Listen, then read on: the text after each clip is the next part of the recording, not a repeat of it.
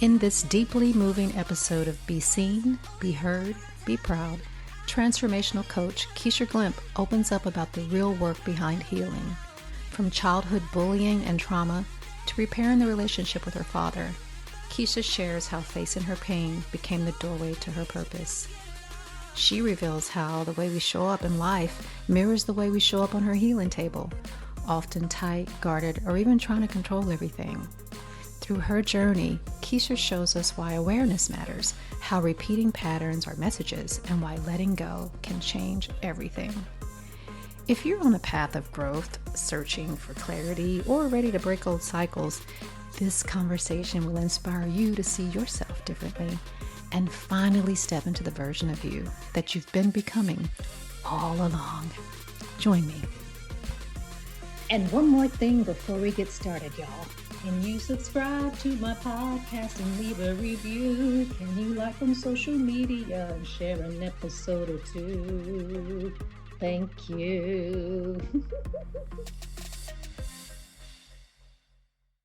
Hey everybody, welcome to my podcast, Be Seen, Be Heard, Be Proud. I'm so excited today because I got in person today. For those of you who are watching, the amazing and beautiful, stunning Keisher Glymph.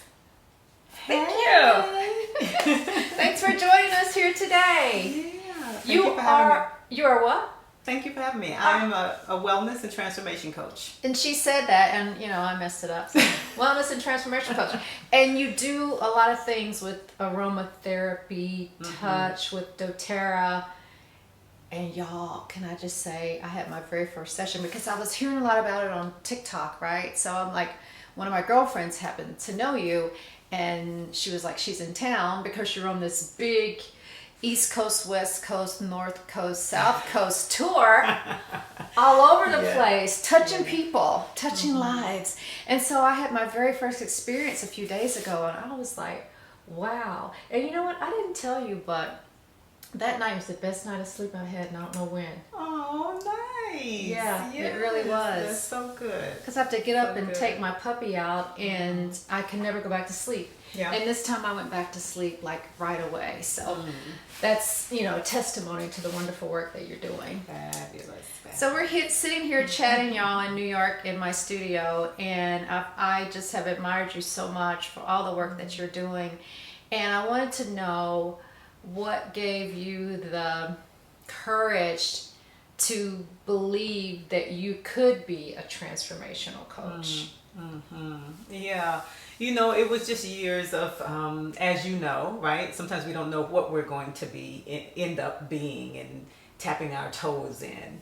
But it was a lot of just me doing my own transformational work. I guess the first official transformation work I did was in 2003.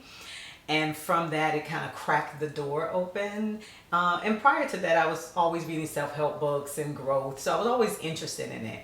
But it was just the process of choosing one thing and then the next thing. And I would say that 2007, 2008 time frame, all of that, when I really jumped into some work called momentum education, which is actually where we know each other from, that started it. It's just a lot of me choosing to do my healing work, to go through a lot of shifting limiting beliefs and working through my own stuff that had me see how kind of naturally I was a good fit for transformation, being a transformation coach.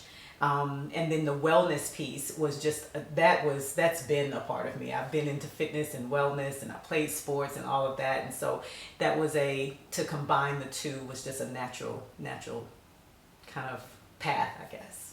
That's beautiful. And y'all, I know y'all can't see. Well, you're not showing off your Tina Turner arms today. All right. Tina Turner arms, Tina Turner body. All right, I'm wearing long sleeves, okay, because can't sit next to those arms. Oh, God. But momentum education was transformational for me too.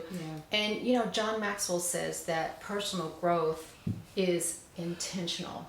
Like you go to school, you get education, all that stuff, but personal growth is intentional, and it's not that easy to choose that path because you really, really gotta look at yourself. Yeah. It's absolutely intentional, right? Like you can become 90 years old and still be doing this. They did this to me, right? Doesn't make it wrong, doesn't make it bad. However, this is where the true value is, when you can say how and what and when, and how did I show up, how did I contribute to that situation, how can I be different, what would have had this be the best turnout for both me and this person, how can I create this win-win possibility, right? Or let me look at my stuff that didn't really show up at the way I really intended to, for you to be different in the next moment, right? And so that's really that's been a joy of mine. And I don't always show up like I want to, but it's just having access to that awareness and that those tools that you can say okay, I can look at me. And so I don't know. For me, it's when I learned that what relationships are, right? We only exist in relationship. We only exist in relation, right? And so inside of that, what is a relationship? And for me, it's about how you can grow inside of it. What is that relationship showing me versus what the person can do for me? And when you get that piece, you're constantly looking to can I be the best and highest version of myself, so I can show up not only for myself but for the people in my life. Yeah, you know, sometimes you might have certain experiences and you may not be the proudest of how you handle it, but when you're doing a personal journey, and you're working on yourself, and you think, okay, like you were saying, maybe next time I might choose this way or that way, or you could say, you know what, I feel really good about how I handled that challenging situation, or something that wasn't so pretty, and how I managed to go high, as Michelle Obama says, or because a lot of times we can be so reactionary. She did that to me, he said this, I talked, because we're in such a cancel culture now. Have you noticed that? Yeah. Somebody was just talking to me about that yesterday. It's man, and it was actually a couple of 20-year-old frame, right? And so they're our generation is so quick to, they're very sensitive, and it's you can't say anything, you're stepping on people's toes, but people want to just cancel you can't say anything. And it's the freedom of being able to, you can have your thoughts, you can have your whatever, you can believe and operate in life however you wish, just like I can. But it's nope, that's not allowed. You don't get to say that, you don't get to be that, and the moment you do, now you're out. Yeah, how does that? Sometimes it's so trivial. Right, yeah. You know, we're waiting on the man to blow out our sprinklers, right? Because it's getting time of the season, you're supposed to blow them out. And he was supposed to come. He didn't come, he didn't call. And, my wife is pissy mad about it. Yeah. And she says, I'm going to get somebody else. And I was like, but babe, he does a good job when he comes. Right. He's trying to earn money. He's coming here on a Sunday. I'm sure he'd rather be home with his family. She says, should we give him some grace? And I said, yeah, because we don't know what he's going through. And that's the thing. You don't know why people react the way they do. Right. Because you don't know what they're going through. My mom, who I've had on the show a lot, Miss Leveda, she always tells me, sometimes you just got to stand back and just, wait, listen, let people be. One of the things I learned from you when I was having a session with you is how people turn up on your table. And I'm sure, and I was like, oh, I've never heard it put that way. So if you're very relaxed and everything, then you tend to be relaxed on the table.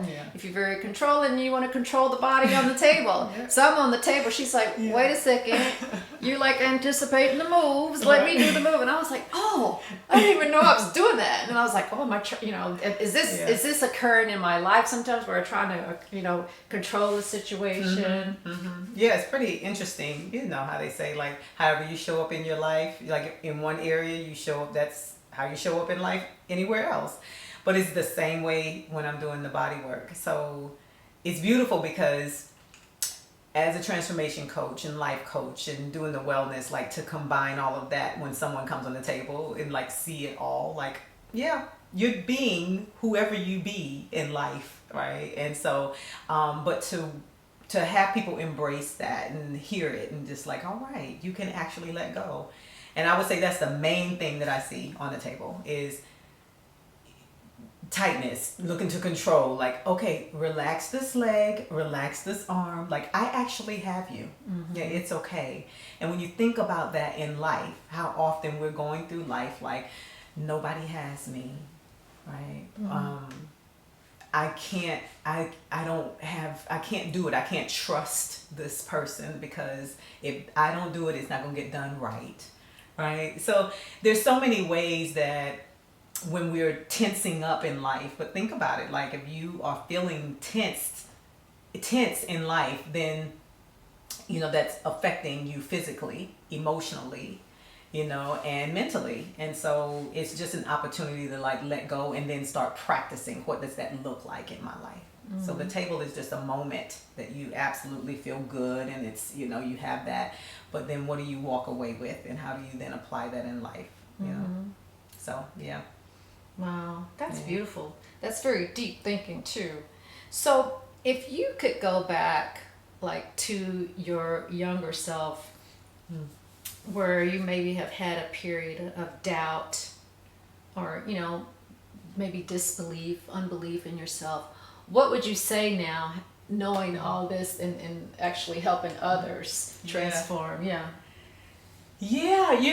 I would say, my dear Kiki, that's my nickname as a kid, right, is that like you are it.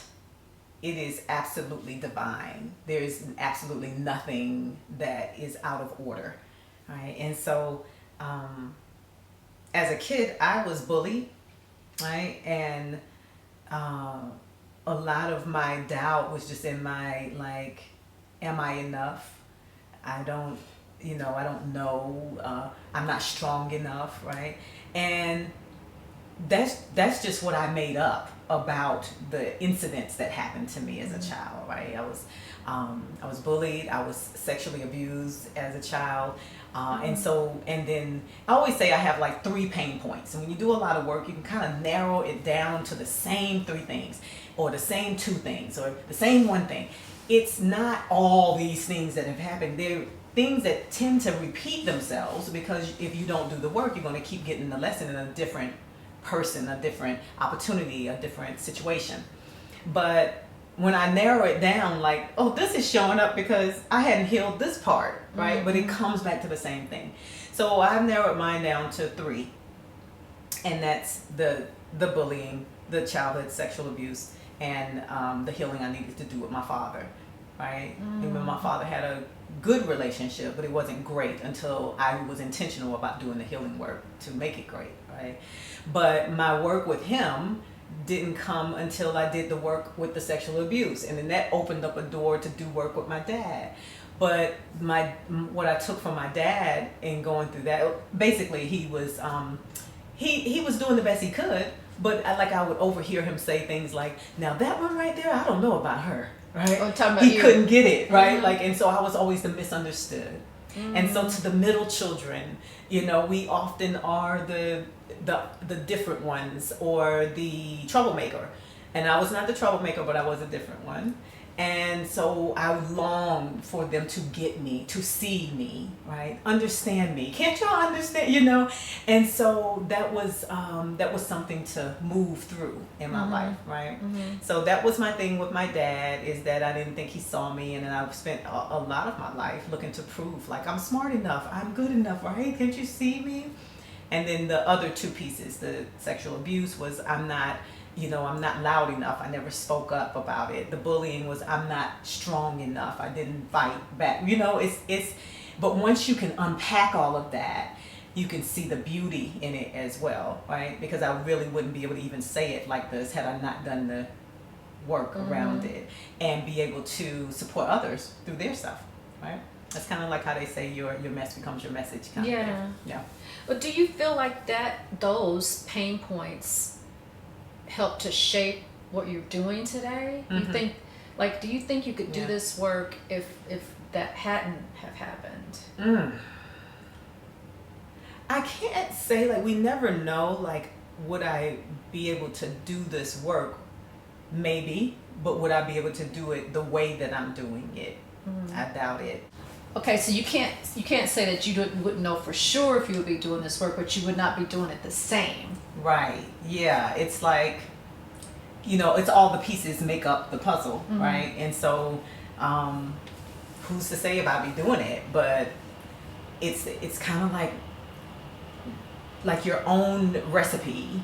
It's the pieces of, it's all the ingredients that make up why I'm able to speak the way I do, why I'm able to show up for whoever hears me, right? If I had some other things that had impacted me, then maybe there's another group of people that would hear me differently. Or like you have your warrior wounds, you have marks, you have things that make you you, and so mine is right here and yours is up here, and we have these different scars that really make up the beauty of who we are. So yeah, I've always been, well, I can't say I've always been, but I have learned to be grateful for all of the pieces that scarred me, because it just supports, it does, and it helps me to relate to others. That's growth right there. Yeah. To be grateful for that, that's growth. Yeah. I mean, listen, I was telling someone the story behind the moment I hugged my abusers, right? Like that was a situation, right? I wasn't prepared for, but they showed up at my father's birthday party, and I wasn't expecting to see them. It was two brothers, right? And so, and when they saw me, they both did the same thing. They greeted me like this, Keisha, and I hugged them back, right? And so I, in the moment, didn't know what, I felt confused. I felt like, oh my gosh, like, I don't, I just didn't know. And I won't share all of the story just because, I don't want to spend a lot of time on it.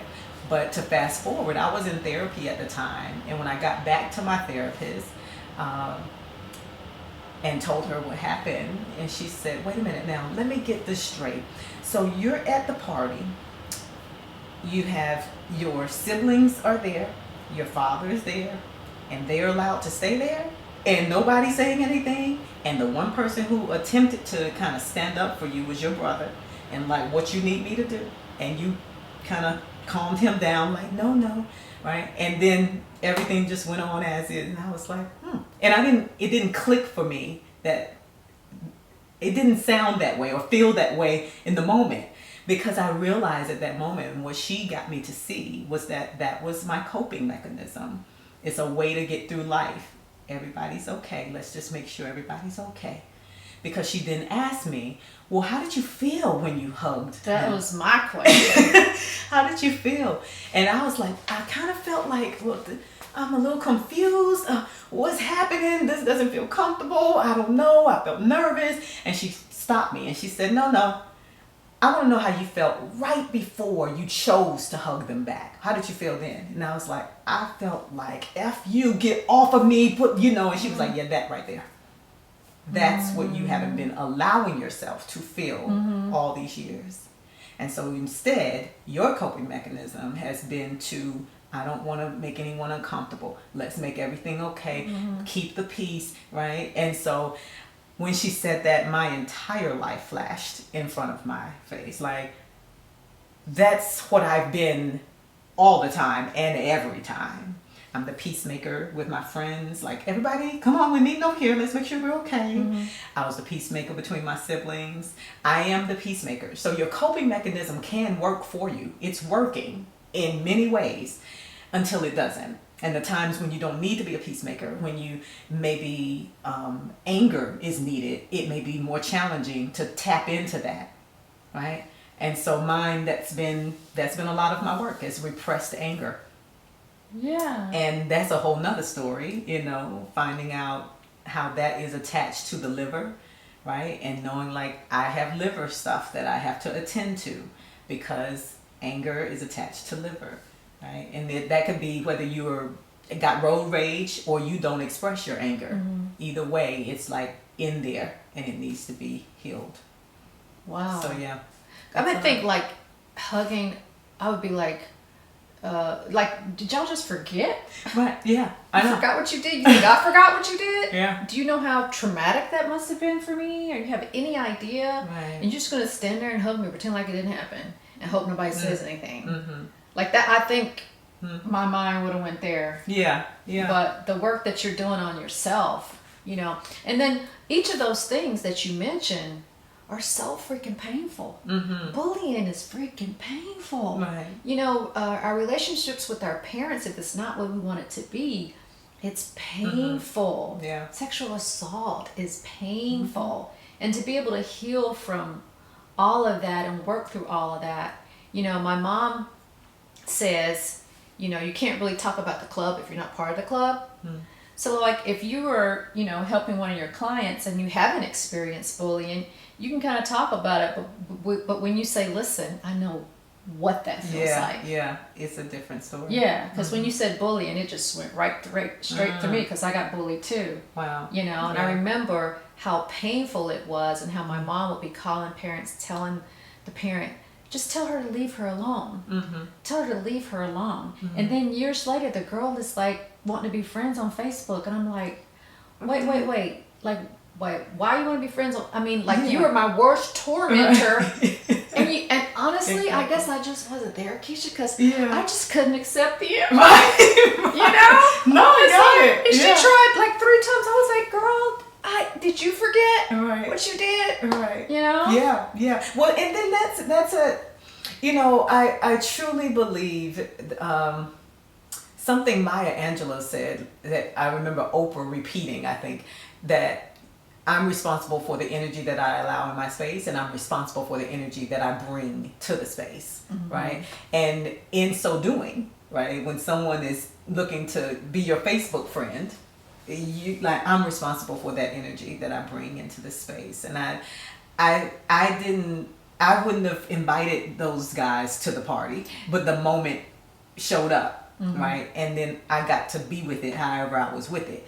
Now I have kind of questioned, is this going to be something that I go into intentionally to reach out to them for any other healing and move through? And that answer hasn't come to me yet. I haven't been completely moved to do anything yet, but I continue to keep space open to keep healing or growing through it. You know, we are healed and we are healing, meaning it is a continuous journey. So you get to wherever you get to, you know, and that part where that woman, if she comes into your life, right, you get to invite her in or not, and that can be okay. And then there may be another moment when you're like, okay, you know, and maybe there's a conversation that gets to happen if your soul is desiring something different, you know, and then maybe your healing is already done. Like, I don't need that, I'm good.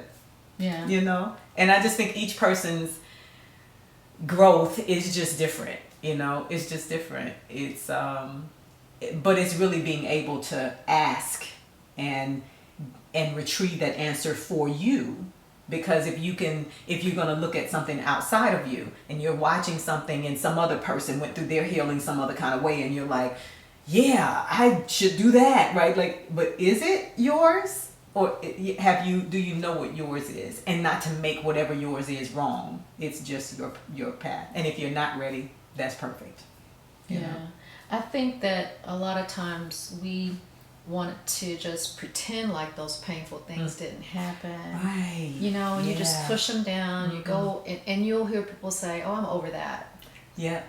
And then, they show up on your table differently. Right. Right? And then you're like, oh, I don't think you're over that. Yeah. Like, I'll because I've gone to therapy and everything, Yeah. and then something will it'll just flare up, and I'll be like, oh, dang, I thought I had dealt with that. Right. Daggone it. Yeah. I think I need to work on that. I'm getting triggered by this, you know? But at least, you know, being aware, I think it's so key. It's half the battle, just being aware. It really is. It's like, you know, if you're not aware, you're just going to keep being what you're being, and you're going to keep getting the same results, because it just needs to show up in another form for you to get it. There's another opportunity, and you don't take it, or you choose something else, doesn't make it wrong. It just means, okay, well, come again. and show up in this form. You know how a lot of times people are repeating the same partner, right? The same mate, and it's like they're just in a different body, but you attracted the same thing because you attract who you are. You don't attract what you want. And so whatever it is that you're experiencing, you created that. And people, I don't think, are comfortable hearing that because I think a lot of times people hear cause or blame or fault or something, and it's like, no, it's just you actually create your results based off of how you're showing up in your life. So when you say, gotta say that again. Yeah. Create your results based on how you're showing up in your life. Yeah. Like, how are you showing up? Right. How are you showing up? Because you have full permission and freedom to show up differently at any given time. And I have to tell myself that because I repeat and I have patterns and it just keeps showing up. And then I'm like, okay, what did I do that moment before, right? My spiritual coach that's one of the things that she says to me all the time. It's like, look at think about what you did when you come out of this particular situation, because when you don't go back and review and see, then you just repeat the same thing. You can't even see what you did, right? And that's always been the more challenging space for me, because I'm like, check and done, move on, read that page, flip the page, keep going, right? And like, oh, finish that book, that was nice, keep going. But someone once told me, read the book 5 times, Keisha. Sometimes you got to read the book 5 times. Like, you don't need the next new workshop and the next book, right? Apply what you got, because it's so much there. Yeah. And I think a lot of times that's what we do, right? It's like we're not reviewing. We're not making sure we apply what we got. It's like there's so much juice in that. We're just consuming. And then but what's the next thing? Yeah. And so that's been a huge lesson for me. I'm still not 100. Like, I want to learn and grow, but it's like, you already got so much. So sometimes it's just like, let's go ahead and do that thing. Yeah, it's, you can consume, but it's about execution. What are you executing with all of the stuff that you are consuming? Because we can be consumption, junkies. Yeah. Always signing up for the next thing and the shiny object and all this kind of stuff. But you said something really poignant, y'all. Did y'all hear her say, my coach, my spiritual coach? Now, I think it's really awesome when coaches have coaches. Yeah, absolutely. It's imperative. Because who do you go to? Right. You got to go to somebody with all of this. Yeah, absolutely. And that's when you're really serious about the work, is when you yourself and you find successful people have coaches. Yeah. I remember dipping into my retirement to hire a coach, and wifey was like, what? And I was like, yeah, babe, I want to be successful. I need some guidance, and I think I need to do this. Yeah. And I don't regret it at all. Yeah. You can, because they make you see yourself in a different way than anybody else could possibly. It's huge value. It makes all the difference in the world. And when I was a personal trainer, I used to say, personal trainers want personal trainers, okay? Because I'm not going to push myself as hard as that personal trainer is going to push me, right? So it's like we get different results when we allow someone else to support us, right? And I haven't been the easiest trainee either, right? She's kicking my butt, and I'm being resistant, in seeing myself. And she's like, what are your clients? You're like, really? You're going to be this? This is who you're showing up to be, right? And so, and that's really just the truth of it, because we're not always, and I think a lot of times when people have experienced me, they see, like you said, I got these Tina Turner arms, or I got this, and it's like, ooh, Keisha, she's, and you must eat so perfect. I'm like, we all got our stuff. We all have our stuff. Mine just maybe doesn't show up in my body, right? And yes, I'm pretty good in that. That's a great space that I'm in. I love that, because it's a part of what I love, right? And I can work out, and I love wellness. So I can be in that. But then you go look over here in this other area, and I'm like, I'm trying to get it together, right? Yeah. So it's like, we all have our stuff, which helps me to relate to my clients, because even though someone may be carrying an extra 200 pounds, my weight shows up somewhere else. Yeah. You know what I'm saying? And our weight is just our weight. And we get to continue to work on that, but love ourselves through it the whole way through, you know. And I have learned to give myself grace, baby. Like, it is a process. We are all doing the very best we can with what we got. And that's it. Until we get the next piece, right? So, yeah. You know, John Maxwell says that I don't care how successful someone is. I don't care how much they've done. Yeah. They got stuff. They got stuff. And that just made me feel like, because I got stuff. If I turn this camera right now and y'all saw my desk, that's stuff. You know, my wife come downstairs, she's like, babe, I'm like, that don't bother me, as my mom says. I'm doing what I need. Well, where's so-and-so? It's here. Right. It's an organized mess, right? Like, you know exactly where to go. Like, there's this thing. And I think that humanizes us, because nobody's like perfect in every single thing. Like, oh, you got it together. I'm like, yeah, but you should see this. Right. Yeah. You know, you should see that. I don't really know what I'm doing there. So my mentor has this thing about balance, like that doesn't exist. She's like, it's false. There's no balance. You know, it's like there's no balance. Think about it, right? If you got all these areas of life where you're like, okay, there's my work life, there's my love life, there's my relationships and friends life, there's my, what am I doing, my community life, there's my financial life, all of these things. Let's say it's 6 areas, okay? You think they're all going to be sitting on the scale with the same weight, just balanced out all the time? They're not. No. Like, ever. Yeah. You know? And don't expect them to be. Right. If you let go of that expectation, honey, you will not be disappointed. You can just like, there's no expectation for it to be. So I can give myself grace and say, you know what? These are the 2 areas I'm willing to like be up here on the, or be down here, way down on the scale right now. I got to give it some attention.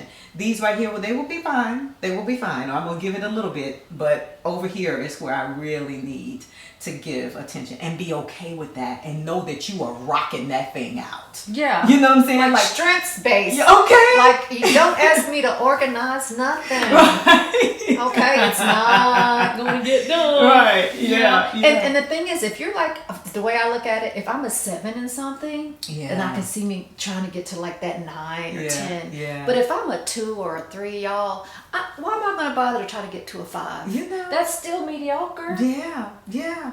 Oh, that's so beautiful. Yeah. I mean, when I took the Strengths Finders test, right? And you know, there, for those of you who are not familiar with it, it is the Gallup or Clifton Strength Finders. But anyway, you take this test, it's 34 points. And on my, you know, you can get your top 5 or your top 10 and get like, okay, let me dance in this area. And then when you look down at those bottom 5, right? My bottom 3, I don't remember what one of them is, but 2 out of those 3, one is discipline and the other one is consistency. Okay. And when I tell people that, they are kind of surprised because I'm in wellness, right? It's like discipline, which requires consistency to have a body like this, y'all. So and that's what's so funny when they say that. Like I'm like, but over here, you know, right? Because I'm like, but what I did learn to do with that is to go, you know what? They're right, Keisha. You are disciplined. So stop counting yourself out for being disciplined. It's just you're not disciplined in all the areas. But how can you maybe apply some of that discipline you are in wellness to these other areas in your life and be good with that? Like, and maybe you never will master that, and that's cool too, you know? But just to not say you're not something when you are that in certain moments or certain spaces. And, you know, give yourself credit where credit is due, honey, because we get to love on ourselves. Yeah, because we sure do a good job of beating ourselves up, right? A lot of times when, you know, our self-talk, I'm not enough this, oh, I should have done that, oh, why didn't I do that fast enough, oh, they said this, so I should have done it this way. It's just, you know, when you lay your head on the pillow at night, are you able to, you know, give yourself a pat on the back? Are you able to love on you? I look at everything as wellness. It's all wellness. How you're speaking to yourself, how you're speaking to others. Are you open and receiving? Are you, you know, generous? You know, and so it's not just about working out. and eating well. It is a whole like conglomerate of things, right? And so yeah, it all makes a difference. And that self-talk, because we do it even when we don't realize we you are don't doing realize what's like playing Yeah. in your head all the time. And you have, and what does the Abraham say? Like, if you're starting to feel low and sad, take a listen to what you're saying in your head. Like, what are your thoughts doing that are making you like feel like that? Yeah. Now, how long is this tour going to go on? Because I'm sure there's some folks in my audience who may want to grab a session before this. I don't know how you are organizing that. And you telling me your schedule before from California, Chicago, New York, and Philadelphia, going over to Connecticut. I was like, oh my God, like where, and then just how that all happened, and you were just being guided by the universe. So if people want to work with you and take advantage of this tour before it ends, how could they reach out to you? Yeah, they can reach out to me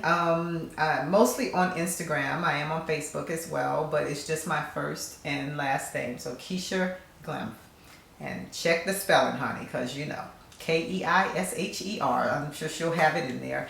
So yeah, everything is under that. And this wellness tour came about because I really just chose to listen to what I like to call my inner compass guidance. You can call that, you know, God's led, you can call it universe, source, whatever it is. We all have this navigation space, and I was just at a very, I don't know what the space was. I've just been in a huge, like, doing a lot of shadow work, doing a lot of healing work.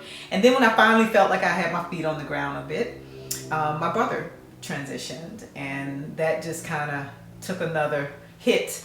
And in figuring my way out, I used this old saying that I had gotten years ago, which is, when in doubt, focus out.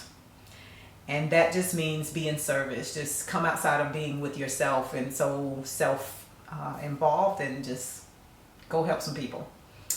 And that was the initiator, along with some other signs that kept telling me this is the way for me to hit the road. And plus, I'm a road runner, so I love being on the road, love taking trips. But it was perfect, and it's been really, really so healing and so beautiful. And so that led me on this tour where I'm stopping through different places. From South Carolina, went to Atlanta, then to Houston, Texas, and to California, right? And so hitting different people. Some people are people who, want and need a body work, and they book a body work session with me, which is me on the table doing stretch, massage, and some essential oil processes. And then, or it's people that I'm intentionally connecting to because with my greater mission, which is to support the people who are supporting the masses. And, you know, those people, my tagline is like hashtag gifting givers, right? And so, because they're giving so much, right? And you were one of those people, right? Mm-hmm. So I reached out, like, I want to bless you and love on you because you've been such a gift to me personally. She's been a huge gift to me, but also to so many people, right? And how a lot of times those who are giving so much don't really give so much to themselves. I don't really hold you as that, because you tend to know how to give to yourself. It's one of the things I really honor about you. You give to yourself. You know how to like speak to yourself. You have practices that you make sure you nurture yourself. And then I'm sure there are ways where, like you said, there's always some room for growth. But I still wanted to love on you. And so I thank you for opening your space to allow for that. Oh, absolutely. Yeah. And y'all book a session because she's absolutely amazing. Thanks for joining me today. You're welcome. I'm heading down the East Coast, so I'm heading down the East Coast, so let's, you can reach out. All right, keep being fabulous, everybody. Bye.